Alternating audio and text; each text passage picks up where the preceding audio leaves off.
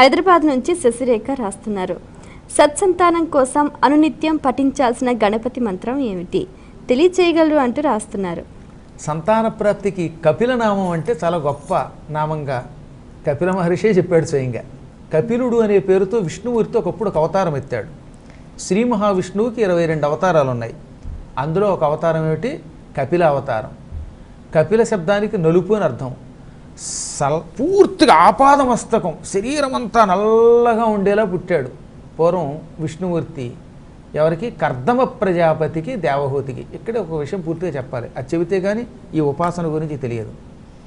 పూర్వం బ్రహ్మదేవుడు తన కుడి చేతి నుంచి ఒక పురుషుణ్ణి సృష్టించాడు, ఎడమ చేతి నుంచి ఒక స్త్రీని సృష్టించాడు.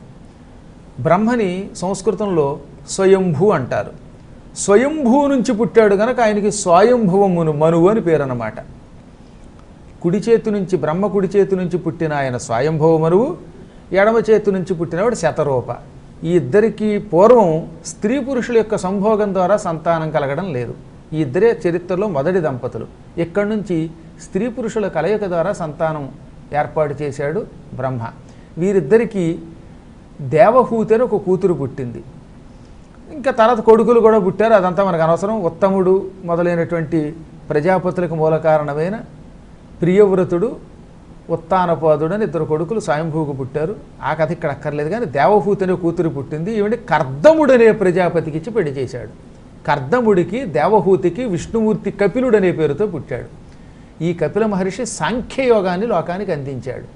ఆ కపిలుడు గణపతిని ఆరాధించటం వల్ల ఆయన పేరు మీదుగా గణపతికి కపిలనామం వచ్చింది. అదే కాకుండా ఇంకా చాలా కారణాలు ఉన్నాయి అనుకోండి, అవన్నీ ఇప్పుడు చెప్పలేం. కానీ గణపతిని మొట్టమొదట ఆరాధించిన ఘనత కపిలనామంతో కపిల మహర్షికి వచ్చింది.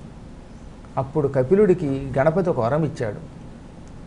కలియుగంలో ఆడవాళ్ళు సంతానం కోసం ఎన్ని మందులు మింగినా ఆ మందుల వల్ల సంతానం లభించకపోతే పాల్గొన మాసంలో శుక్లపక్షంలో వచ్చే చవితి మొదలుకొని సంవత్సర కాలం పాటు 12 నెలల వరుసగా వస్తాయి. పాల్గొన నుంచి మళ్ళీ ఎప్పటిదాకా అన్నమాట మాఘం వరకు ఈ 12 మాసాల్లో ప్రతి చవితి నాడు అర్క గణపతిని, అంటే జిల్లేడు వేరుతో తయారు చేసిన గణపతిని కానీ, లేదా రజత గణపతి వెండితో తయారు చేసిన గణపతిని కానీ పూజామందిరంలో పెట్టుకొని, ఈ 2 గణపతులే మనకొస్తే ఇంకోటి పనికిరాదు.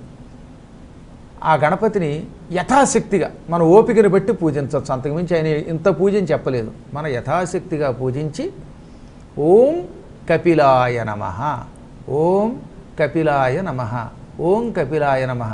జిల్లేడు కానీ లేక వెండితో కానీ గణపతి యొక్క విగ్రహాన్ని తయారు చేసుకోవాలి, పూజామందిరంలో పెట్టాలి, మన యథాశక్తిగా పూజించాలి.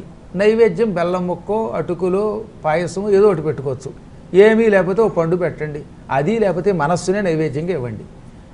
ఆ దేవుడికి ఎదురుగుండా కూర్చొని ఓం కపిలాయ నమః అనే నామం జపం చెయ్యాలి. ఎప్పుడు చేయాలి? పాల్గొన మాసంలో శుక్లపక్షంలో చవితి నాడు చెయ్యాలి. మళ్ళీ ఆ తర్వాత మాసంలో వచ్చే చవితి, ఇలా 12 మాసాల్లో శుక్లపక్షంలో వచ్చే చవితి నాడు 1000 సార్లు జపం చేయాలి. ప్రతి చవితికి ఎన్నిసార్లు? 1000 పర్యాయములు. అలా 12 మాసాలు చేస్తే